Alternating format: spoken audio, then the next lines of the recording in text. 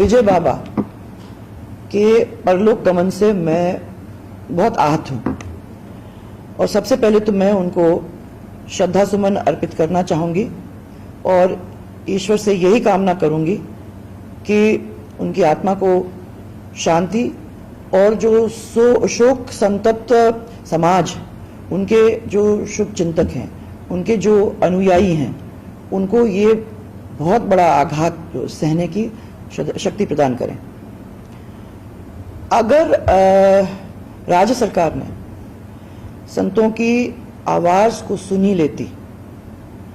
और अगर उन्होंने 551 दिन का समय नहीं लगाता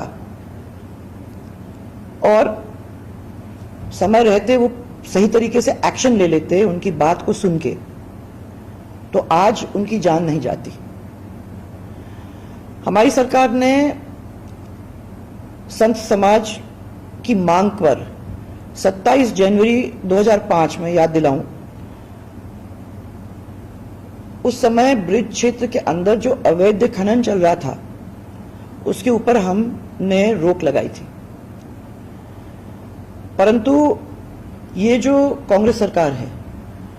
उसने आस्था से जुड़े हुए जो ये ब्रिज क्षेत्र के अंदर जो अवैध खनन हो रहा है उसको फिर से चालू करवा दिया। और जिस राज्य के अंदर संत समाज को आंदोलन करना पड़ रहा है, लोकहित की मांगों को मनवाने के लिए अपनी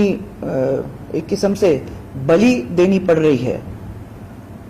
तो मैं मानती हूं कि उस राज्य में इससे बड़ी अराजकता कोई और हो ही नहीं सकती।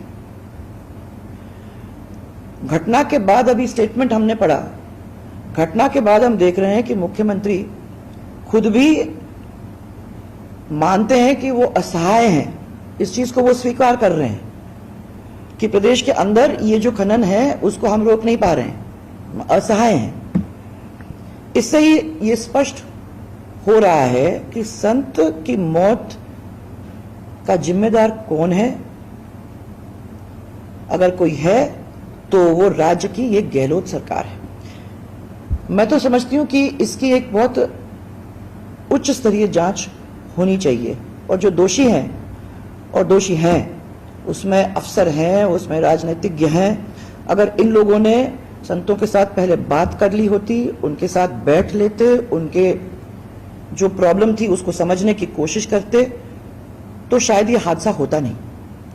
इसलिए इन सब लोगों को जो इसके अंदर हैं और जिनकी वजह से ये डिले हुआ है, उनके अंदर और इनके इस हादसे के पीछे माने पूरी तरह से इसकी जांच करवानी चाहिए और जो दोषी हैं उनको कड़ी से कड़ी सजा दिलवानी चाहिए।